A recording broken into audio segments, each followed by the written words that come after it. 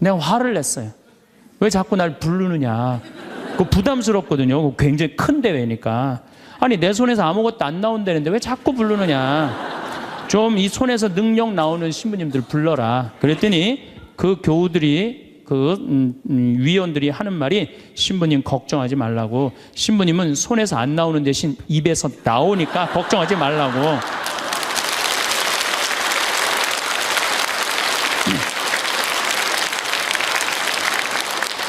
아 그러느냐? 그렇다면 내가 가겠다. 그리고 이제 작년에 내가 또 북동부 성령대를 갔어요. 갔는데 그때 같이 갔던 신부님은 누구냐 하면은 우리 수원교구의 한연음 다니엘 신부님이 같이 갔어요. 이분 또 만만치 않게 영적으로 깊은 분이잖아요. 근데 이제 신부님이 먼저 강의를 가는데 갑자기 내 앞에 무릎을 꿇는 거예요. 나한테 안수기도를 해달라는 거예요. 아니 내가 새카만 후배고 정말 내가 존경하는 선배 신부님이에요. 근데 갑자기 무릎을 꿇더니 나한테 안수기도를 해달라는 거예요. 아니 내가 교우도 안 해주는 판국에 아니 하느님하고 성모님한테 정말 완전히 미쳐갖고 오로지 기도만 하는 신부님, 그분 성소하고 성물도가 너덜너덜해요. 같이 들어. 내 성소도 깨끗하고 성물도도 깨끗한데 내 거는. 그래서 내가 신부님한테 그래서 신부님 저한테 안수기도 받으실 필요 없으시다. 신부님 같이 이렇게 영적으로 깊으신 분이 나같이 이렇게 어린 후배 신부한테 뭐하러 받느냐. 그냥 들어가셔라. 근데 신부님이 하시는 말씀이 나는 황 신부한테 기적을 바라는 게 아니다. 사제의 축복을 받고 싶다. 또 이게 또 어떻게 안 해줄 수 있어? 그래서 그냥 떨리는 마음으로 신부님 머리에 손을 얹었어요. 근데 내가 깜짝 놀랐어요. 이게 내 손에서 안 나오다 보니까 신부님 머리에서 나오더라고.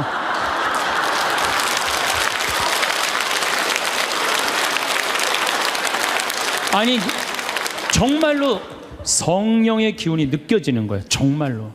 이야, 이러는 수도 있구나. 이게 내가 안 나오면 머리에서 나오는 수도 있구나. 하지만은 우리가 하느님을요, 골 아프면 골 고쳐주고, 머리 아프면 머리 고쳐주고, 무릎 아프면 무릎 고쳐주고, 허리 아프면 허리 고쳐주는 분이 아니에요. 하느님은요, 찬양 받으실 분이에요. 하느님은 영광 받으실 분이에요. 하느님 우리 심부름꾼 아니에요. 그것도 돈이나 많이 주면서 시키면 내가 몰라. 달랑 1,000원 주면서 뭘 그렇게 많이 시켜. 그러니까 자꾸 간구 기도를 하다 보면 어떤 유혹에 빠지느냐 하면은 여기가 아닌가 봐. 천군 보살한테 가는 거예요. 그래서 천주교 교우들이요 전보로 많이 다니는 거예요. 그래서 제가 꼭 성령 기도에 가면은요 제일 당황스러운 게 그거예요. 내가 성령 기도에 가면은 할머니들이 신부님 골이 아파요, 무릎이 아파요, 허리가 아파요, 안수기도 해달라는 거예요. 근데 저는 신부 될 때 이 제단에 엎드려서 하느님한테 2가지를 청했어요. 하나는 강론 잘하게 해달라고. 근데 정말 저는 누워서 그렇게 기도했어요. 왜 제가 그 기도를 청했느냐면은 저는 초등학교 때부터 발표 때마다 선생님이 제일 먼저 너 일어나서 발표하라고 그랬어요. 그리고 책 읽을 때도 항상 나보고 읽으라고 그랬어. 목소리가 좋으니까. 그러니까 내가 받은 달란트는 뭐야? 말하는 거, 말하는 거. 그리고 신부가 말씀 전하는 사람 아니에요. 그래서 강론 잘하게 해달라고 내가 정말로 엎드려서 간구했어요. 근데 뭐 1년에 300회, 내일도 여기 전주 중앙성당에 가서 강의하고 또 전주에 있는 중학교에 가서 그 학부형들하고 선생님들한테 강의해. 내일도 전부 단축 수업한대요. 그 선생님들도 강의 들으게 한다고 일반 학교에 가서 강의하는 거예요. 행복론에 대해서. 그러니까 1년에 한 300회 정도 초청 강연 다니니까 이거 소원 들어주셨어요. 난 너무너무 감사해요. 또 내가 글 잘 쓰게 해달라고. 이제까지 책 3권 썼는데 요즘 쓴 거 사는 맛, 사는 멋. 이거 정말로 많은 분들이 행복하다고 참 전화가 많이 와요. 독자들한테. 아니 나 이 2가지 다 받았어요. 나는 더 이상 하느님한테 원하는 거 없어요. 하느님은요 각자의 달란트가 다 달라요. 그리고 그냥 집 잘 짓는 신부님들, 또 우리 그냥 전 신부님 내가 보기엔 사목 너무너무 잘하세요.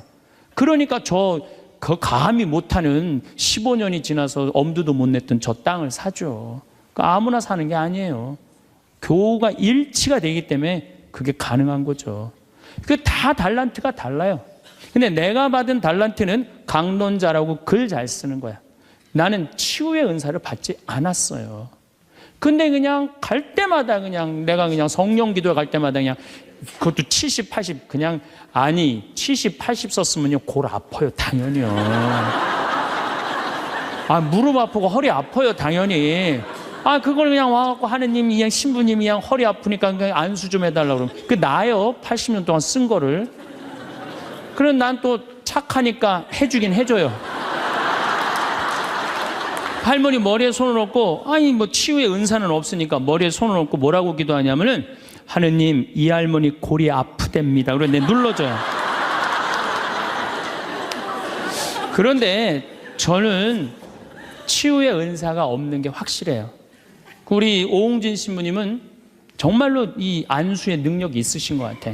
이쪽 쓰러진다, 이쪽 100명 막 쓰러지고 막 이쪽 쓰러진다. 2층 젊었을 땐 2층 쓰러졌는데 2층 막 쓰러지고 그랬대요 정말로. 근데 나는 그렇게 20년 동안 안수 기도를 했는데 쓰러진 사람이 한 명도 없어요. 아이 정말이에요 정말. 쓰러진 사람 한 명도 없어요.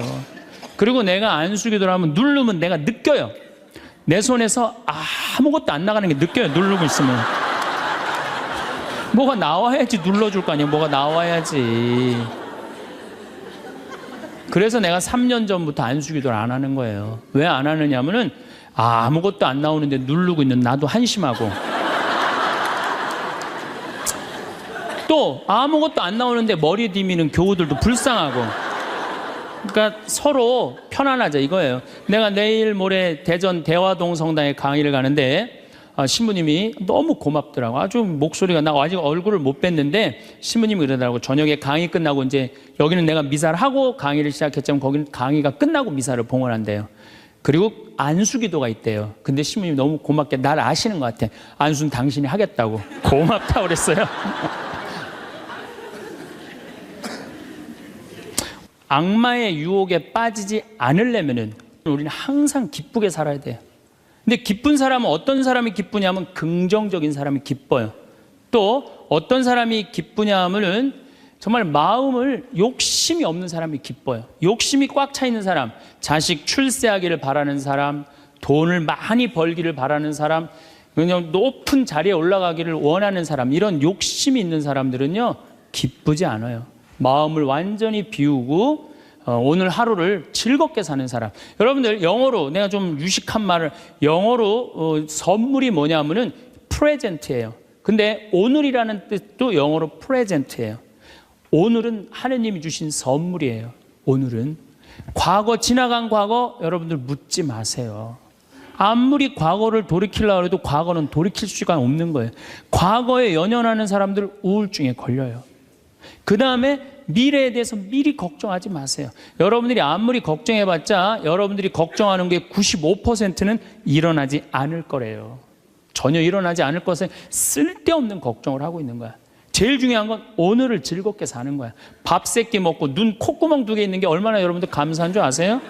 콧구멍이 얼마나 2개 있는 게 감사하냐면은 눈 2개 있는 것도 감사하지만 콧구멍 2개 있는 게 얼마나 감사하냐면은 이 콧구멍이요 숨을요 이 냄새를 맡는데요 한쪽만 4시간을 맡는 거예요. 그리고 4시간이 딱 지나고 나면 한쪽이 교대를 해요. 반대쪽이 냄새를 맡는 거예요. 만약에 김치찌개 동시에 2 콧구멍으로 다 맡으면 기절해. 그러니까 여러분이 콧구멍 2개 있는 것만 해도 얼마나 감사한 건지 몰라요. 지금 여기 손가락 10개, 발가락 10개 가지고 콧구멍 2개, 눈 2개 갖고 오신 분들은요 무조건 기쁘게 살아야 된 의무가 있는 분들이에요. 하나님이 다 주신 거예요. 자, 그리고 난 다음에 우리가 유혹에 빠지지 말려면 끊임없이 기도해야 돼. 하느님께서 우리 이제까지 살아오면서 여러분들 은총 너무 많이 주셨어요. 은혜 너무 많이 주셨어요. 그렇기 때문에 우리는 어떻게 살아야 돼? 그 은혜를 계속 기억하면서 감사기도 끊임없이 기도해야 돼. 근데 이 기도는 간구기도를 하면 안 돼요. 감사기도를 해야 돼요. 일단 찬양기도 감사기도 하는 교우들은요 하나님 의심하지 않아요. 그리고 얼마나 은혜로워요. 여러분들 이 공기 공짜로 마시고 태양 공짜로 햇빛 쬐고 이 땅 공짜로 밟고 다니고 얼마나 감사해. 눈 2개, 콧구멍 2개, 손가락 10개, 발가락 10개 있으면 됐지. 주님께서 여러분과 함께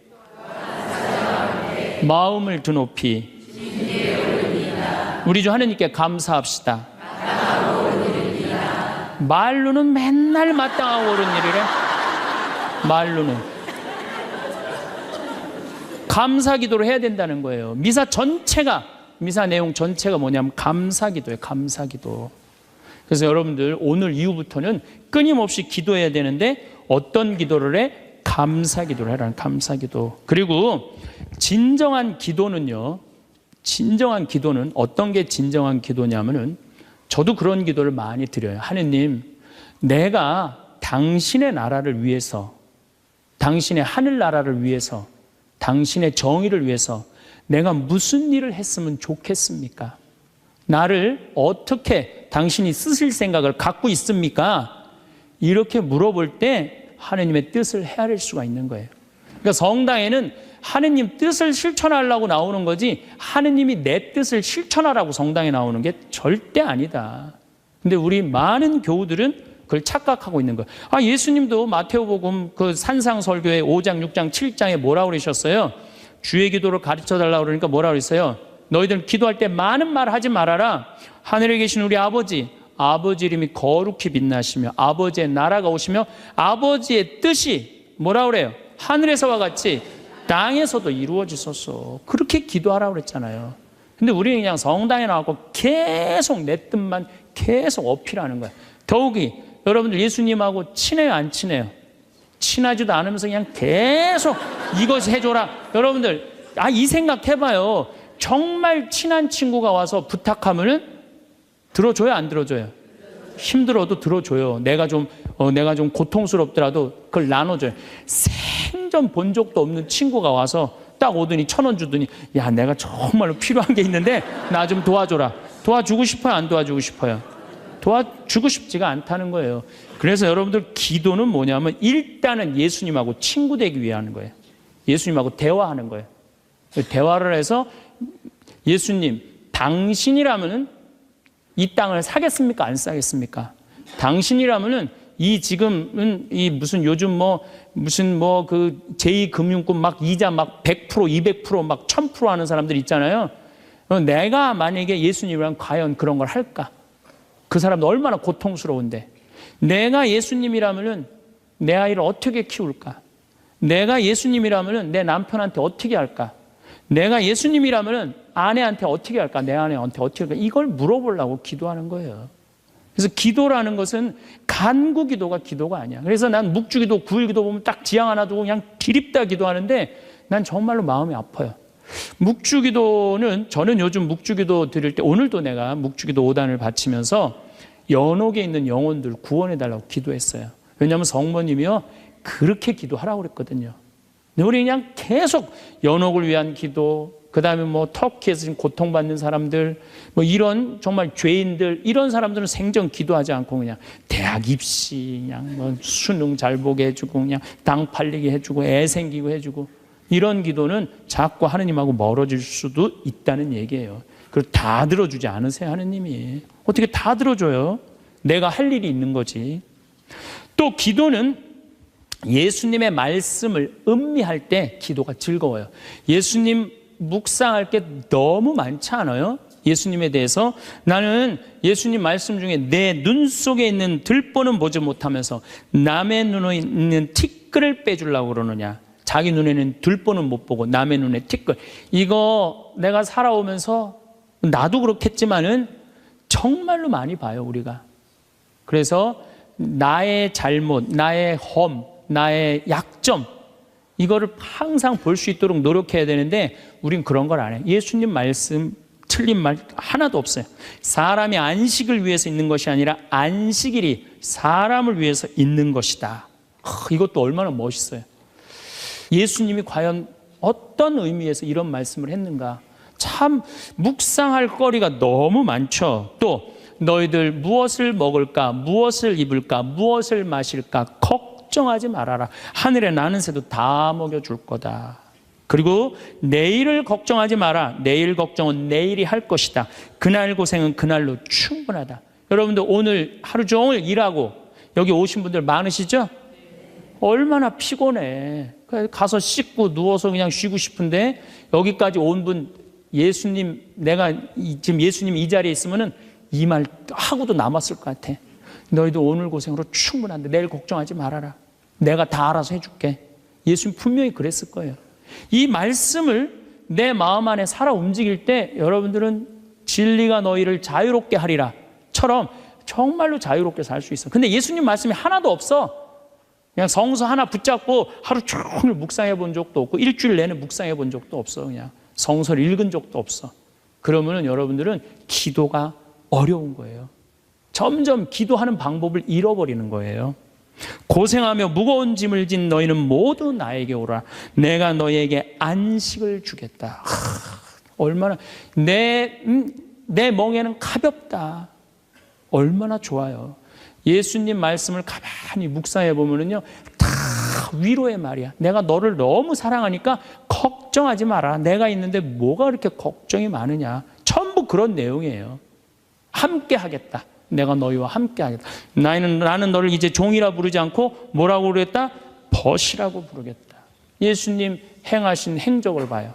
가난한 사람, 팔 하나 없는 사람, 눈 먼 사람, 귀 먼 사람, 나병으로 고생하는 사람, 또 죄 속에 있는 죄녀, 창녀, 가늠한 여인, 이 세상에 오셔서 그런 버림받고 고통받는 이들 속에서 사시다 가셨잖아요. 그분 삶을 가만히 이렇게 드라마를 보듯이 쫙 보면은 이거 끊임없이 기도할 수 있어요. 해도 끝이 없어. 예수님의 삶을 묵상한다는 게. 그러면은 그 안에서 예수님과 하나 되면은요, 그 다음 단계, 더 높은 단계 기도를 할 수 있어요. 근데 맨날 이거 달라, 저거 달라, 요거 해달라, 저거 해달라 그러면요, 그 사람은 깊이 신앙생활을 할 수가 없어요. 그럴 것 같아요? 안 그럴 것 같아요? 그렇죠? 그러니까 오늘 이후부터는 간구기도 하지 마세요. 이미 너희들 필요한 거 하느님 아버지가 이미 알고 있다. 그러시지 않으셨어요? 예수님이 그러셨거든요. 예수님 말씀은 되씹으면 되씹을수록 깊은 맛이 나요. 그래서 기도라는 건 뭐냐면 영적인 하느님을 느끼는 거예요. 영적인 하느님을 느끼는 거. 자, 우리가 기도가 구송 기도가 있다고 그러죠? 그 다음에 무슨 기도가 있어? 묵상 기도가 있죠? 그 다음에 무슨 기도가 있냐면 관상 기도가 있어. 관상 기도. 그 다음에 이제 어려운 단계로 넘어가면 일치의 기도가 있어요. 그게 무슨 기도냐면은 성당에 앉아서 하느님을 느끼는 거예요. 온 우주에 시편 19편 그 말도 소리도 비록 이야기 없어도 온 세상으로 퍼져나간다는 하느님을 느끼는 거야. 그러면은 성당에 1시간 앉아 있어도 1분 지나가는 것처럼 후딱 지나가요. 어떨 때는 3시간도 후딱 지나가요. 하느님을 느끼는 거냐. 말씀이 이제 넘어서서는 온 우주에 꽉 차 있는 하느님을 느끼는, 살아있는 현존하시는 하느님을 느끼는 거야. 그런 하느님을 느끼다 보면은 이제 성인들이 이제 그 다음에는 어느 단계로 가요? 탈원 상태 가는 거. 온전히 하느님을 느끼는, 희열을 느끼는 거죠.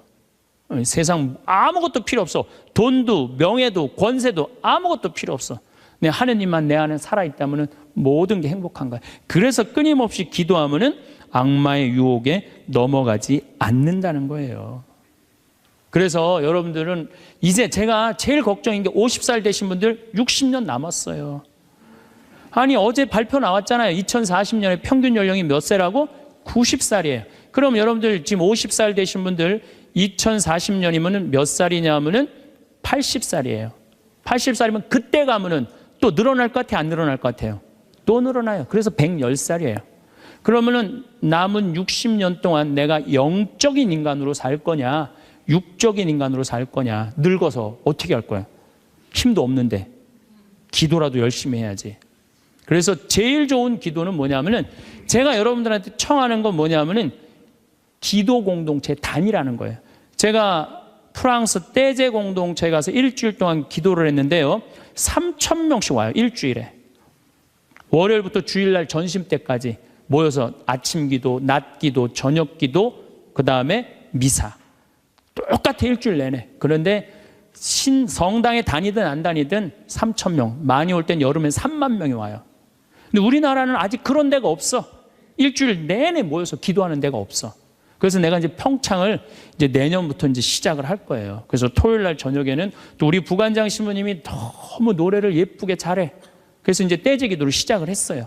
그래서 이제 기도하는 그런 공동체를 만들어서 여러분들도 삶에 지쳤을 때 와서 일주일 동안 60살쯤 돼갖고 일주일 정도 와서 기도하고 가면 얼마나 좋겠어요. 그렇죠? 그러니까 그런 공동체를 많이 믿는 사람들이라면 찾아다니라는 거예요. 영적인 세상을 위해서 시간을 투자하고 마음을 투자하라는 거죠. 그래서 신부님 끊임없이 기도하는데 제일 좋은 게 뭡니까? 미사 참여예요. 첫 번째 좋은 건 미사 참여.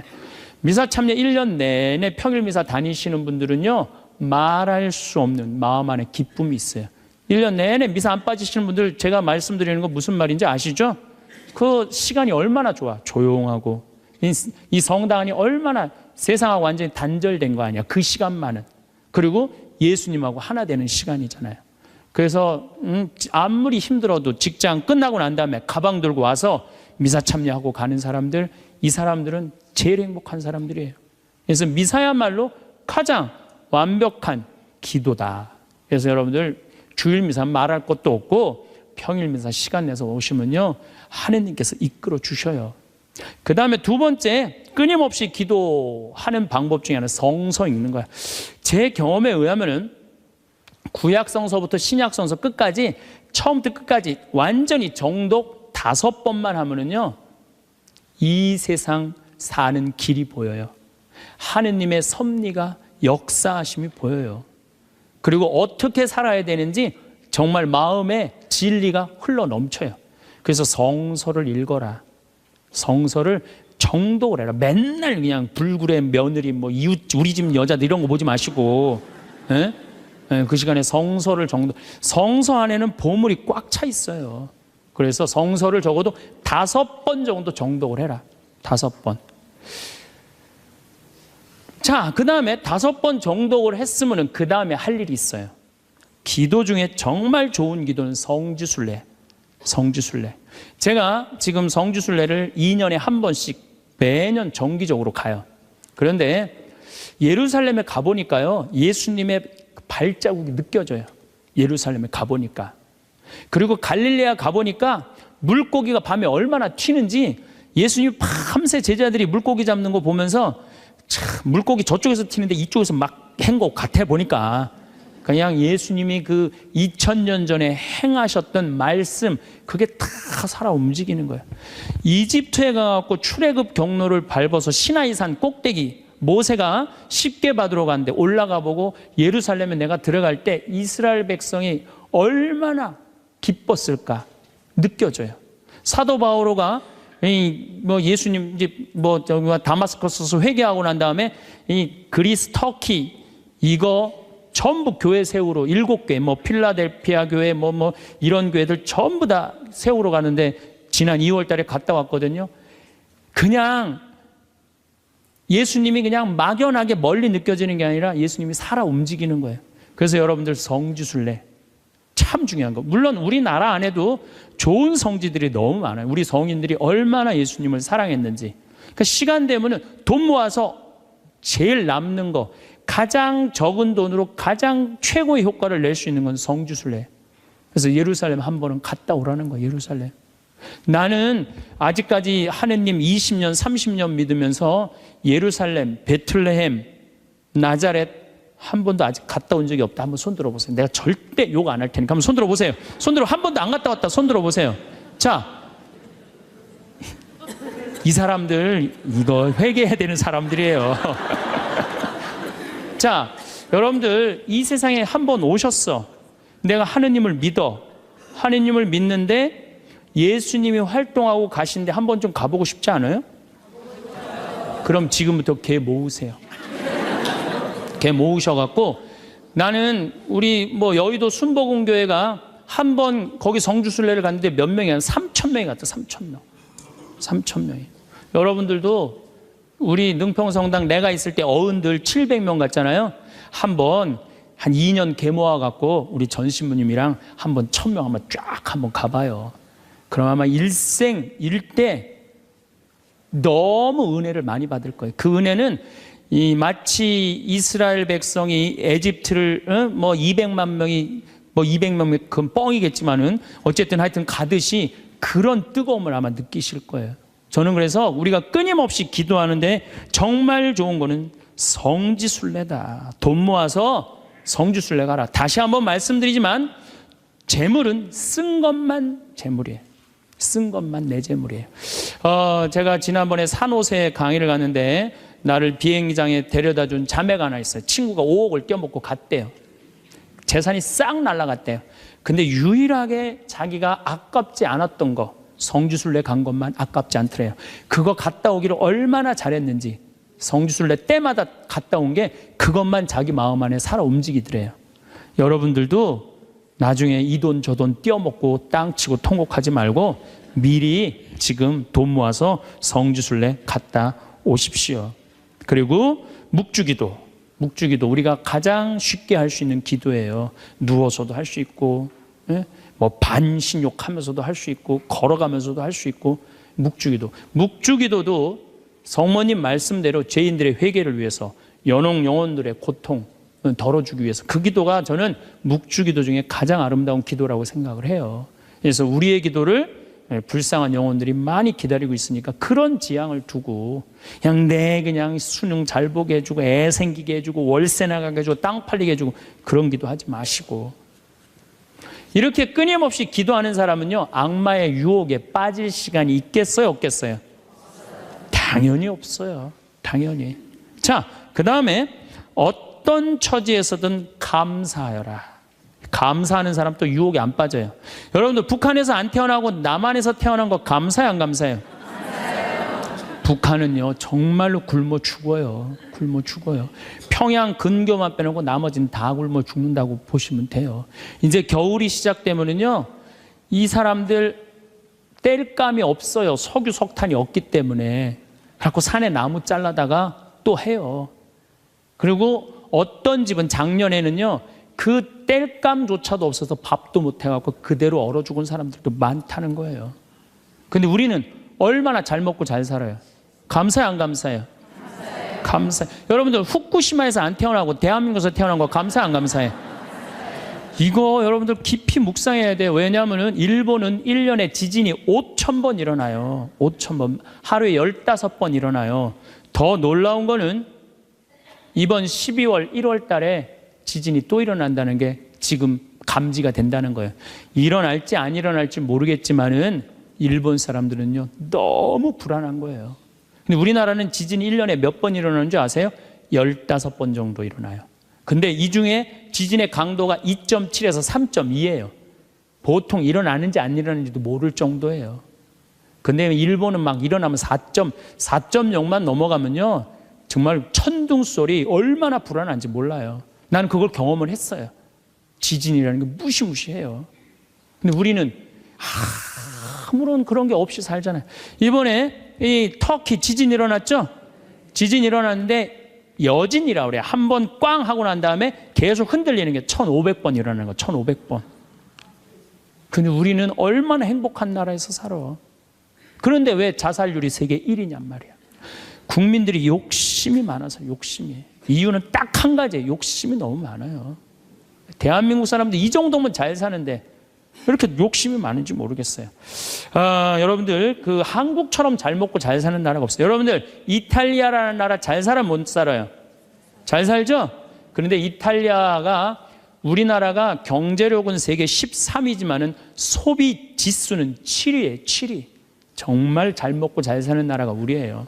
내가 뭐 예전에 방송에도 한번 말씀드렸지만 우리나라 갈비집에 가보면요 진짜 잘 먹어요. 갈비 막 먹으러 가면은요 막 이렇게 한 상 반찬 나와요. 그냥 그 계란찜, 그 다음에 무슨 뭐 단호박 삶은 거, 메추리알, 뭐 그 다음에 무슨 뭐 사라다, 무슨 야채 사라다, 국물 김치, 뭐 별게 다 나와요. 그 다음에 파랑 국수 말아서 나와요. 그리고 4명이 하면 4인분 시켜요. 4인분 시키면 그냥 배가 빵빵해. 한국 사람들은 배 빵빵하면 안 돼. 갈비집에 가고 배 터질 때까지 먹어야 되냐. 2인분 더 시켜요. 더 시켜서 먹고 난 다음에 그래도 우린 분이 안 풀려. 그냥 아줌마가 하나 쓱 나와서 이렇게 물어봐요. 냉면을 먹을래? 된장찌개를 먹을래? 그냥 그거 먹고 커피 공짜로 먹는 나라가 어디 있어요. 잘 먹어요. 횟집도 마찬가지예요. 횟집도 일본에 갖고 내가 회 정식 시켰는데 회가 딱 2점 나왔어요. 이게 맛백인가 보다 그러고 홀딱 먹었어요. 아무리 기다려도 회가 안 나와요. 왜 안 나오냐니까 그게 다라는 거예요. 우리나라는 횟집에 가면 뭐부터 나와요? 식기다시 나오죠? 개불, 멍게, 해삼, 전복, 낙지, 꽁치 소금에 구운 거, 미역국, 조개탕, 별게 다 나와요. 그리고 그냥 또 회가 나오면 그냥 한 50점 나와요. 배는 꽉 찼는데 50점이 또 나와. 어떻게? 먹는 방법이 있어요. 상추에다가 회를 올려요. 그 다음에 마늘하고 고추하고 된장을 찍어갖고 상추를 동그랗게 말아요. 그 다음에 목구멍으로 밀어 넣는 거예요. 보면 계속 목구멍까지 찼어. 그래도 분이 안 풀려. 어떻게 하느냐면은 매운탕 또 시켜 밥 한 그릇 또 해갖고. 그런데도 왜 자살률이 세계 1위냔 말이에요. 욕심이 너무 많아서 그래요. 이 정도면 잘 살지 않아요? 이 정도면 잘 살지 않아요? 여러분들, 우리 여기 할머니들 1959년에 우리나라가 UN 120개 국가 중에 GNP가 몇 위였느냐면 119위였어요. 1959년에. 꼴등이야, 꼴등. 그때는 정말로 똥구멍이 찢어지게 가난하게 살았어요. 똥구멍이. 다시 한번 똥구멍 찢어지는 거 얘기해 드릴게요. 9월에 추수하면 2월에 먹을 게 떨어져요. 보리는 5월에 피는데. 그러면 그냥 무슨 칡해서 먹고 쑥해서 먹고, 그것도 안 되면 4월 달에 소나무 속껍질 벗겨요. 햇빛에 말려갖고 갈아갖고 쌀은 요만큼, 소나무 껍질은 이만큼. 그러니까 밥을 져서 먹으면 등짝에 붙었던 배가 쑥 나와요. 얼마나 좋아. 근데 문제는 이 섬유질은 소화가 안 돼요. 수분만 빠지고 다시 딱딱하게 대장에 가서 돌덩어리가 되는 거야. 똥을 넣으면 부드러운 똥이 나오는 게 아니야. 이 돌덩어리가 나오는 거야. 그러니까 이 돌덩어리를 빼내니 집집마다 뒷간에서 똥구멍 찢어지는 소리가 그냥 이 집 저 집에서 막 나는 거예요. 그게 1959년에 있었던 일이에요. 1959년. 그런데 불과 60년 만에 이렇게 잘 살 수가 없어요. 이렇게 잘 살 수가 없어요. 여러분들, 저는 요즘 그리스 보면서요, 정말로 내가 대한민국 사람이라는 게 얼마나 자랑스러운지 몰라요. 그리스라는 나라는 지금 BC 526조예요. BC 526조. 그런데 이거 그리스라는 나라, 우리나라보다 훨씬 못 살아요. 우리나라보다 30이야. 경제 규모가 3분의 1밖에 안 되는 나라예요. 그리스라는 나라가. 그런데 이 나라가 전부 빚 갖고 사는 거, 빚 갖고. 애 셋 낳으면 일 안 해도 돼. 애 셋 낳으면 다 우유값까지 다 나와요. 양육비 다 나와. 대학 들어가갖고 뭐 3년, 4년, 뭐 1학년 다니다가 2학년 다니기 싫어하고 10년 후에 들어가면 그때도 공짜야. 끝날 때까지 공짜예요. 뭐 갖고? 빚 갖고. 그래갖고 좀 이제 이 빚이 이렇게 나라 빚이 많으니 허리띠 좀 졸라 매자 그랬더니 내 연금은 못 깎는다. 맨날 데모하는 거예요. 그 다음에 막 정부 기관에 그냥 저기 막 전기 끊고. 그게 저러고 있는 거예요. 지금 아직도. 근데 우리나라는 1997년에 IMF 터졌을 때 어땠어요? 국민들이 전부 뭐 했어요? 금 모았잖아요. 금. 내가 그래서 여러분들 마지막으로 금 모으기 운동이 우리가 얼마나 대단한 건지 지금부터 잠깐 읽어 드릴 테니까 한번, 이게 누가 쓴 거냐면 이름도 무지 어려워요. 슝홍빙이라는 중국 사람이 쓴 거예요. 이게 베스트셀러예요. 냉전 시기 미국의 맹방이던 또 하나의 나라 한국은 금융위기가 닥치자 미국의 구원에 손을 내밀었다. 한국 사람들은 미국이 그토록 단호하게 거절하리라고는 꿈에도 생각하지 못했다. 우리가 도와달라고 그랬는데요, 싹 거절했어요. 월가를 대표하는 재무부는 끝까지 반대했다. 심지어 올브라이트가 경제학을 모른다고 비난하기까지 했다. 결국 클린턴 대통령은 재무부에 손을 들어주었다. 여기서 그 다음에 중요한 얘기가 나와요. 재무장관 로버트 루빈이 보기에 이번 위기야말로 한국 경제의 빗장을 열어젖힐 절호의 기회다. 그러니까 이제 IMF 때 우리나라에 들어와서 기업 다 먹을 기회다, 이 얘기예요. 그는 구원을 청하는 옛 맹방인 한국을 과거보다 훨씬 가혹한 조건으로 대하라고 지시했다. IMF는 미국 재무부의 압력 아래 한국의 원조 조건에 온갖 가혹한 조건을 덧붙였다. 그래서 우리나라가 얼마나 고통스러웠어요. 한국이 즉시 미국의 유리한 조건으로 미국과의 모든 무역 마찰을 해결할까지 포함했다. 그동안 마찰이 많은데 미국한테 다 손들었어요. 분노한 한국민들은 IMF가 언제나 미국 편에 서서 갖가지 불합리한 조건을 내건다고 비난했다. 한국 정부는 하는 수 없이 미국의 조건들을 받아들이고 미국이 은행 지점들을 한국에 설립하도록 허락했다. 시티은행, 그 미국 은행이에요. 외국 기업들이 보유할 수 있는 상장회사의 지분은 원래는 26%나 이 운영권을 못 갖고 있었는데 그때 50% 상향 조절했어요. 외국인이 개인이 소유할 수 있는 기업의 주식 지분은 7%에서 50%로 늘어났어요. 그래갖고 외환은행 전부 다 론스타한테 뺏긴 거죠. 한국 기업은 반드시 국제회계의 원칙에 따라 했으며 금융기관은 국제회계사무소의 회계 감사를 받아야 했다. 참. 그러나 국제금융재벌들은 한국의 강한 민족성들을 너무 얕잡아 보았다. 한국의 협의를 체결하기만 하면 당장이라도 몰려들어 사냥감을 물어 뜯을 판이었다. 우리나라 현대, 삼성 다 먹을 판이었다는 얘기예요. 그런데 고립무원, 완전히 고립무원의 사면 초가에 빠진 한국인들은 나라를 구하겠다는 일념으로 너도 나도 금모기 운동에 나서서 정부를 도왔다. 이때 금모은 게 21억 달러예요. 한국에 돈 한 푼도 없었을 때. 놀라운 거는 금모기 하고부터는 5억 달러 수출 계속 적자였다가 이때부터 흑자로 전환하기 시작해. 이게 흑자의 출발점이 돼요. 금모기 운동이. 그래서 이걸 극복한 나라예요. 서양의 기업들은 한국 대기업을 거의 하나도 사들이지 못했다. 한국 경제는 가장 어려웠던 1998년 여름의 악몽에서 완전히 빠져나올 수 있도록 수출을 빠르게 회복했다. 금모기 운동부터 그랬다는 거예요. 국제금융재벌들과 미국 재무부는 공연히 헛물만 켜다가 만셈이 되었다. 뿐만 아니라 한국으로 하여금 정부가 경제를 주도할 절대적인 필요성을 확실히 깨닫게 해줬다. 마이크로소프트가 한국 최대의 소프트웨어 기업을 삼키려는 시도도 물 건너 갔어요. 그러니까 미국 애들이 그때 한국 다 살라고 그랬어요. 근데 그것도 못 샀고 8개의 한국 지방 소프트웨어 기업들에게 그 몫이 돌아갔다. 다 우리나라 기업들이 다 샀다는 얘기예요. 포드가 기아 자동차를 구입하려던 계획도 빗나가 버렸다. 그때 기아가 망했거든요. 근데 빗나가서 우리가 금 모아서 현지 기업이 포드의 꿈을 현대가 구했죠. 꿈을 보기 좋게 꺾어준 것이다. 이렇게 우리나라가 그 IMF를 벗어난 민족이야. 그런데 이렇게 대단한데 아니 정치를 보면은 사회를 보면 한국이 현찮다고 그래. 내가 보기에는 한국이 대단한데 얼마나 대단해. 그리스하고 우리나라하고 정반대 아니에요.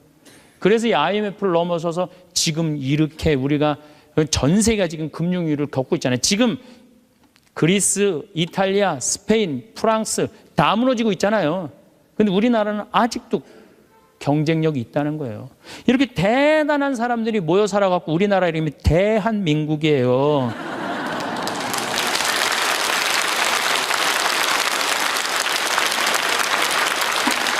아니 그럼 이렇게 기가 막힌 나라에 살면서 국민들이 감사해야 될 거 아니야. 감사는 온데간데 없고 원망, 비난 맨날 이런 것만 있어요. 그러니까 국민들이 안 행복한 거야. 그래서 나는 사도 바오로가 항상 기뻐하여라. 끊임없이 기도하여라. 어떤 처지에서든 감사하여라. 이것이 우리 주 예수 그리스도를 통하여 드러내신 하느님 아버지의 뜻이다. 그러니까 여러분들 신앙생활하는 사람은요. 어떻게 해야 돼? 항상 기뻐하고 끊임없이 기도하고 어떤 처지에서든 감사해야 되는데 대한민국 처지는 괜찮다. 나머지 왜 괜찮은지는 다음 시간에 제가 또 이어서 강의를 하도록 하겠습니다. 감사합니다. 많은 사람들이 행복을 찾기 위해 밖으로 눈을 돌립니다. 더 많은 돈을 벌면 행복할 것이라고 생각하고 더 큰 집에 살면 만족할 것이라고 여깁니다. 사람들의 인정을 받으면 기쁠 것이라고 믿고 남들보다 앞서면 평안할 것이라고 착각합니다.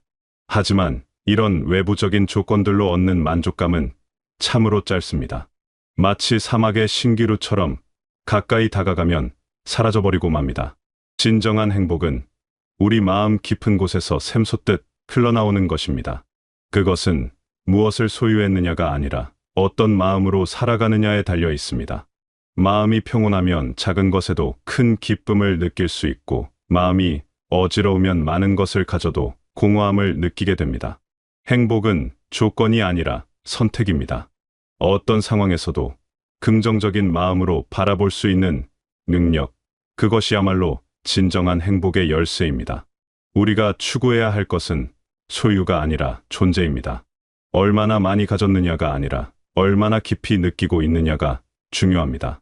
아침에 떠오르는 햇살을 보며 감동할 수 있고 저녁 노을을 바라보며 평안을 느낄 수 있는 마음, 그것이 바로 행복의 시작입니다. 외부의 조건이 바뀌어도 흔들리지 않는 내면의 평안, 그것이야말로 우리가 찾아야 할 진정한 보물입니다. 때로는 우리 주변을 둘러보면서 다른 사람들과 비교하게 됩니다. 누구는 더 좋은 차를 타고 누구는 더 넓은 집에 삽니다. 누구는 더 화려한 옷을 입고 누구는 더 많은 사람들에게 인정받습니다. 하지만 이런 비교는 마음의 독이 됩니다.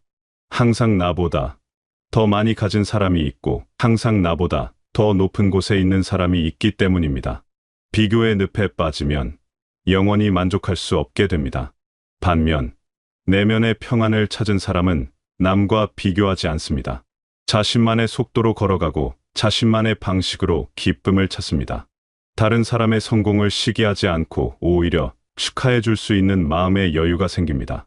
이런 마음가짐은 인간관계를 더욱 아름답게 만들고 일상생활을 더욱 풍요롭게 만듭니다. 욕심은 마음의 평안을 해치는 가장 큰 적입니다. 더 많이 갖고 싶어 하고 더 높이 올라가고 싶어 하는 마음은 현재의 행복을 앗아갑니다. 욕심이 클수록 불만도 커지고 불안도 깊어집니다. 반면 욕심을 내려놓고 현재 있는 것에 만족하는 마음은 놀라운 평안을 가져다 줍니다. 욕심 없는 삶이란 게으르거나 무기력한 삶을 의미하지 않습니다. 오히려 더 맑고 깨끗한 동기로 살아가는 것입니다. 남과 비교하지 않고 자신의 속도로 걸어가는 것입니다. 부족함을 한탄하기보다는 충분함을 인정하는 것입니다. 이런 마음가짐은 우리를 자유롭게 만듭니다. 남의 시선에 휘둘리지 않고 남의 평가에 일희일비하지 않게 됩니다. 단순한 삶 속에서 발견하는 기쁨은 특별합니다. 화려한 장식보다는 깔끔한 정리 속에서 평온을 느끼고 복잡한 관계보다는 진실한 마음 나누기에서 따뜻함을 발견합니다. 많이 먹는 것보다는 맛있게 먹는 것을 중요하게 여기고 바쁘게 돌아다니는 것보다는 천천히 음미하며 걷는 것을 소중하게 생각합니다. 욕심을 내려놓는다는 것은 포기가 아닌 선택입니다. 정말 소중한 것을 위해 덜 중요한 것들을 놓아주는 지혜입니다. 이런 선택을 통해 우리는 진정으로 가치 있는 것들에 집중할 수 있게 됩니다. 그리고 그 안에서 깊이 있는 만족감을 발견하게 됩니다. 욕심이 줄어들수록 자연스럽게 마음도 가벼워집니다. 무거운 짐을 내려놓은 것처럼 발걸음이 경쾌해지고 표정이 밝아집니다.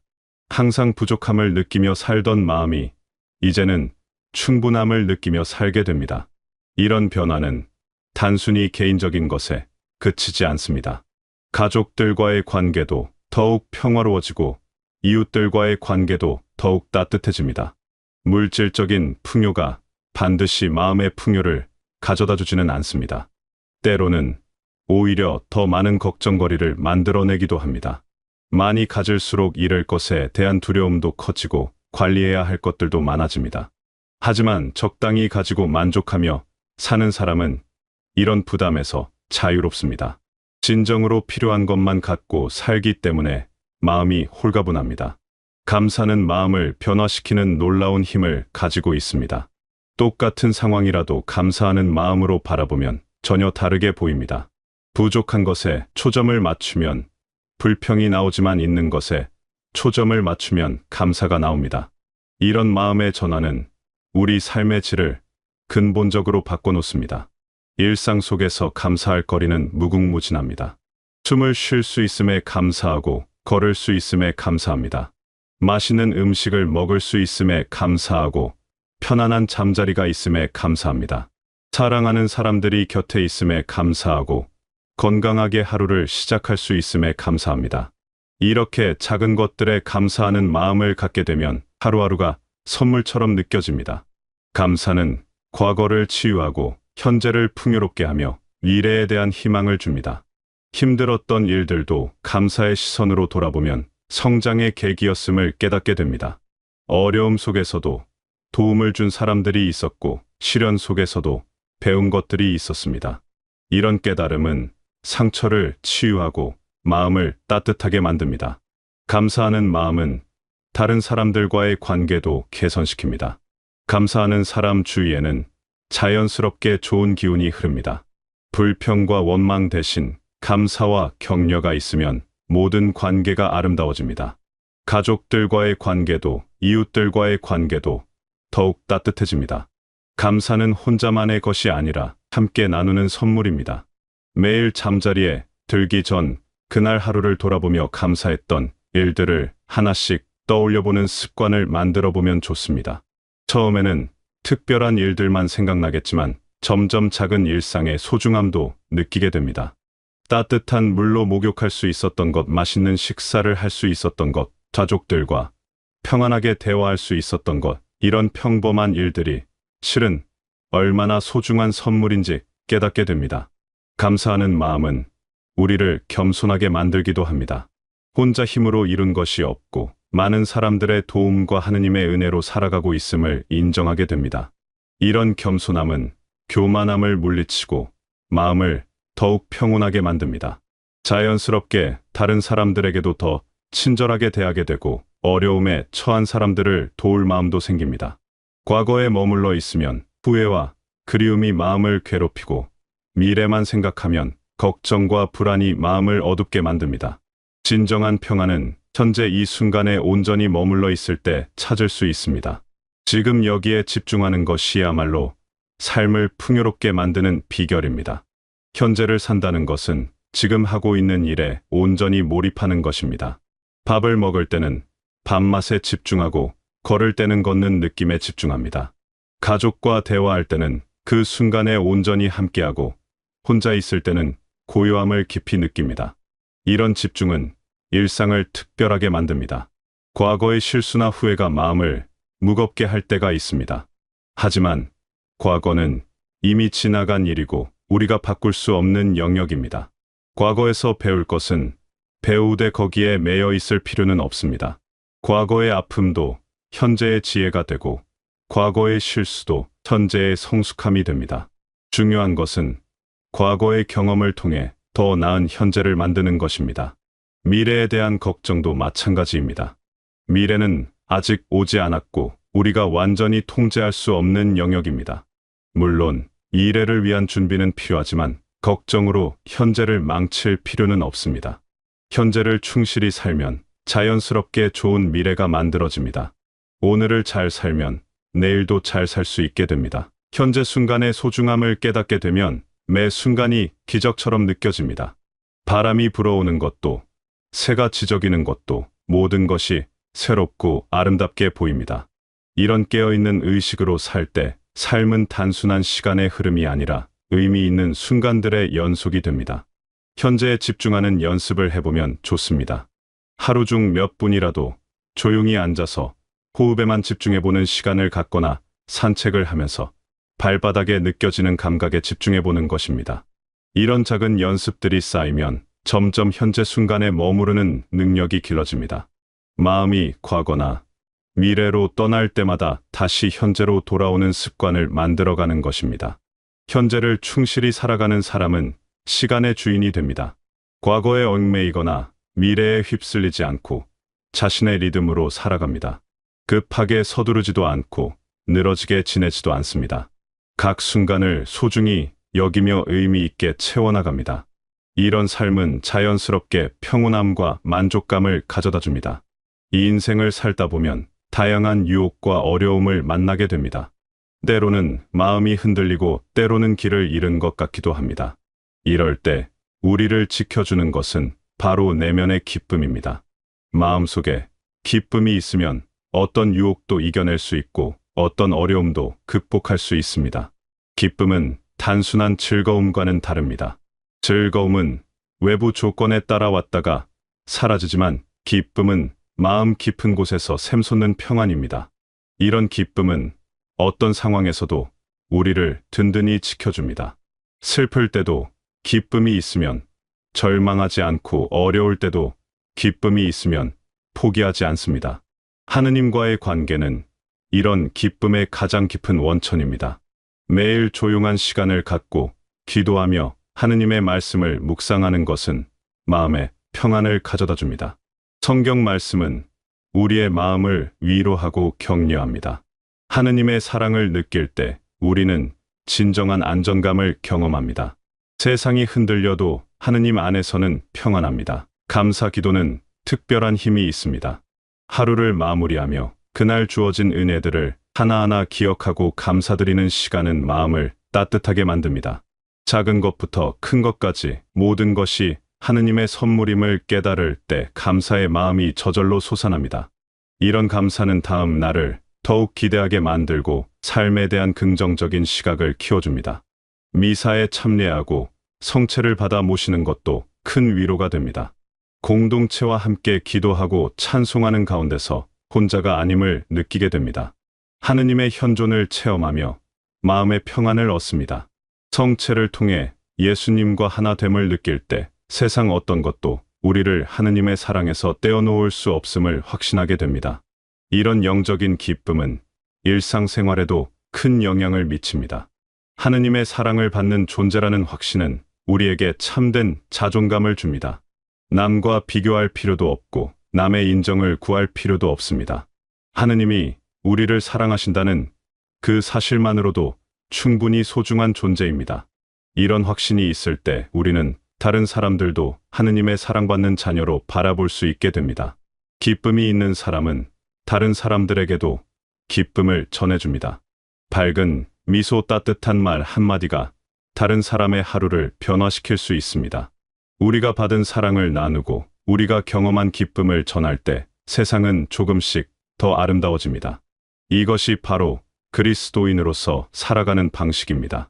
매일 아침 일어나면서 하루를 하느님께 봉헌하는 기도를 드리고 저녁에는 하루 동안의 은혜에 감사하는 기도를 드리는 습관을 만들면 좋습니다.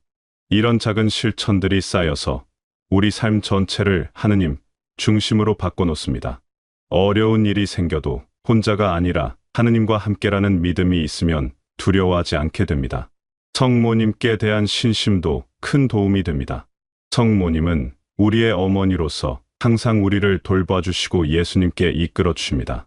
저 한번 보려고 마음 먹고 그렇게 많은 분들이 방문을 하세요. 그래서 제가 어떤 책임감을 느끼느냐 하면은 대한민국에서 내가 행복 전도사, 행복 강사로서 많은 책임감을 느낍니다.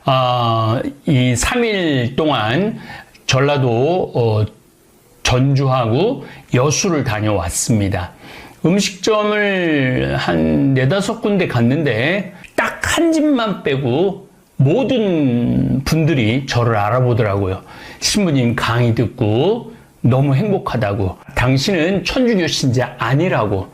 천주교 신자 아닌데도 제 강의 많이 듣고 위로를 받는다는 그러한 말씀들을 하시더라고요. 그래서 어떻게 보면은 대한민국이 제 강의 유튜브로 도배를 하는 것 같은 생각 듭니다. 그리고 저분들한테 내가 희망을 줄 수 있다면 저분들이 내 강의를 듣고 행복했으면 좋겠다. 그런 생각을 많이 합니다. 저는 사실은 저작권을 주장하지 않아요. 하느님 말씀을 저작권을 이렇게 요구한다라는 게 제가 하느님한테 죄를 짓는 것 같더라고요. 온 세상 사람들한테 기쁜 소식을 전해야 되는데 그 돈 몇 푼 된다고 저작권을 주장을 하나. 그래서 제 강의 편집해서 올리는 거 막지 않습니다. 얼마든지 편집해서 올리시기 바랍니다.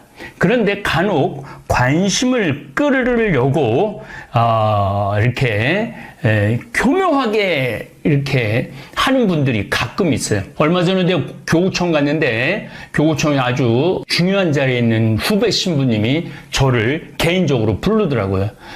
형님 무슨 술집을 다니느냐고 그 다른 교구에서 강의가 들어왔다는 거예요. 그 강의는 20년 전에 한 강의예요. 제가 그 강의 내용이 뭐냐면은 우리 평창 읍내에 룸사롱이 하나 있어요. 그 사장님하고 저하고 친해요. 근데 여기서도 또 조작할 수 있어요. 사장님은 남자예요. 그 사장님은 목수신데 잠비아에 가셔서 닭장을 게살을 만들어 주신 분이에요. 그리고 다달이 잠비아에 후원금을 보내시는 분이에요. 그런데 거기에 아가씨들이 있는데 목욕탕, 이제 그 목욕탕 문을 닫았는데 목욕탕을 갈 때 들어올 때 보면은 진짜 얼굴이 이상하게 생겼어요. 그런데 뭐 들어갈 때하고 나오는 시간이 나하고 같을 때 나올 때는 완전히 다른 모습, 그야말로 이쁜 모습. 들어갈 때는 막 저런 여자가 다 있나는데 나올 땐 기가 막힌 모습으로 나와요. 무슨 얘기를 하고 싶었느냐 하면은 집에서도 우리 자매님들 남편을 위해서 깨끗하게 꾸미고 옷도 깨끗하게 입고 좀 여성스러우라고 강의를 한 거예요. 근데 그 내용 안에 내가 마치 술집에 간 것처럼 조작을 해갖고 올렸더라고요. 그러지만 않았으면 좋겠다는 거예요. 그래서 나를 좀 그렇게 힘들게 하는 분들이 있구나. 그래서 경고하고 차단을 하려고 생각을 많이 해봤는데 요즘 이렇게 뭐 그렇게 이상하게 교묘하게 조작하는 분들은 한두 분이에요. 100명 중에. 그래서 더 많은 분들이 내 강의를 좀 들어야 되겠다. 그 정도 오해는 내가 충분히 감수, 인내할 수 있겠다라는 생각을 했어요. 더욱 이번에 2박 3일 동안 전주하고 여수를 갔다 오면서 이분들한테 내가 희망을 주는 사람이 돼야 되겠다. 그런 생각을 했습니다. 저는 사실은 강의 하나를 하기 위해서 책을 10권, 20권 이상 책을 읽어요. 지금도 지금 글을 쓰고 있는데 내 서고에 책들이 굉장히 많아요. 새로운 책이다 그래갖고 꺼내갖고 지금 한 두세 권을 봤는데 제가 다 줄을 쳐놨더라고요. 그리고 줄을 치면서 느낌도 다 써놨더라고요. 그렇게 열심히 공부하고 강의 준비한 거를 내가 그런 오해 때문에 저작권 주장을 한다라는 게 제가 소인배가 되는 것 같더라고요. 그래서 다시 풀어놓기로 했습니다. 그러니까 많은 분들 제 강의 내용은 그 상품으로 쓰지 않았으면 좋겠어요. 너무 자극적인 제목으로 자극하지 않았으면 좋겠어요. 저도 이번에 그 호텔에서 좀 일찍 이제 방에 들어갔으니까 제 강의를 몇 개를 한번 올리신 분들 거를 한번 들어봤어요. 그런데 좀 교만한 얘기 같지만 내가 듣는데도 지겹지 않더라고요. 그냥 참 내용이 20년 전에 한 강의도 또 30년 전에 한 강의 내용도 지금 들어도 별반 그렇게 큰 혼동이 없는 내용들이 많더라고요. 사는 이야기 많이 했죠. 제가 30년 전에 이제는 노인의 시대가 될 거다. 30년 전이면은 환갑 많이 했어요. 환갑잔치. 그런데 지금은 환갑잔치 하는 집이 없어요. 그때 그런 얘기를 했더라고요. 이제 환갑잔치 하는 세상은 없을 거고 이제 90 먹은 또 100살 먹은 어머니 아버지들이 많을 거라고. 그래서 그런 농담도 했더라고요. 100살 먹은 할머니가 아들이 살아있는지 죽어있는지도 모를 때가 많아요. 그러니까 정말로 이 노인의 세상, 이거를 우리가 준비를 잘해야 된다. 그런 이야기를 참 많이 했더라고요. 또 자식한테 돈 쏟아 놓으면은 여러분들 인생 깡통 차는 인생이 된다고. 그리고 세상에서 제일 중요한 건 부부다. 그리고 또 환경 이야기, 많이 했어요. 이제 사실은 제가 제 환경 강의를 들어보시면은 그게 다 20년 전에 한 강의 내용이에요. 근데 지금은 현실이 돼 있죠. 이 2030년부터 환경에 대한 공격을 받을 거라고 그러는데 벌써 몇 년 전부터 공격을 받기 시작했고 지금 2024년은 본격적인 공격이 시작됐다고 봐야 돼요. 그래서 여러분들은 완전히 새로운 세상에서 살게 될 거라고. 또 세계 정세, 우리나라는 미국, 일본, 중국, 러시아에 껴있는 나라이기 때문에 이 편을 들 수도 없고 저 편을 들 수도 없고 지혜로워야 된다라는 그런 내용을 많이 건강하게 강의를 한 것 같아요. 그래서 제 강의를 올리시고 싶으신 분들 편집해서 올리세요. 그러나 사람들이 오해하게 그리고 저를 상품으로 삼지 않았으면 좋겠어요. 저는 사실 유튜브 수입이 그렇게 많지 않습니다. 여러분들이 생각하는 것보다 훨씬 적습니다.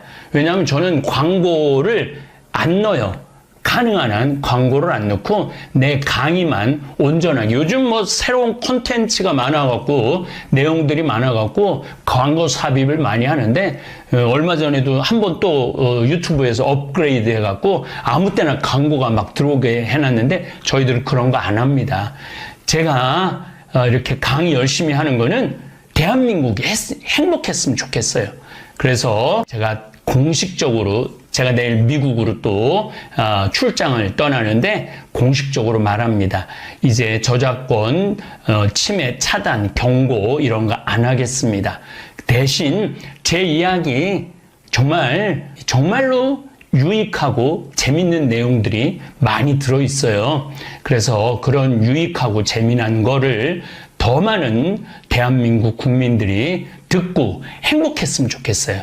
그래서 요즘 참 트럼프니 바이든이니 네타냐후든 시진핑이든 일본 총리든 참 복잡하죠. 더욱이 우리나라가 석유가 나느니 마느니 그런 정말 답답한 이야기들이 너무너무 많죠. 그런 와중에 제 강의를 통해서 대한민국 국민들이 행복했으면 좋겠어요.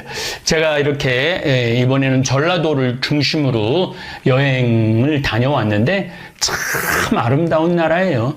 정말로 잘 가꿔진 나라예요. 그래서 우리 이 아름다운 나라에서 대한민국 국민들이 행복했으면 좋겠습니다. 오늘 제가 여러분들하고 나눌 이야기는 회개와 용서라는 주제보다는 죄에 이르는 길이라는 주제로 얘기를 나누고 싶어요. 어떻게 하면 우리가 죄 짓고 살 수 있나, 그런 주제를 가지고 얘기를 하도록 하겠습니다. 여러분들, 세상에 살면서 우리가 죄 안 짓고 살 수 있는 사람 있을까요, 없을까요? 이 세상 사는 한 죄 안 짓고 살 수 있는 사람은 단 한 사람도 없어요. 저는 죄 질 것 같아요, 안 질 것 같아요? 저도 져요. 저도 져요.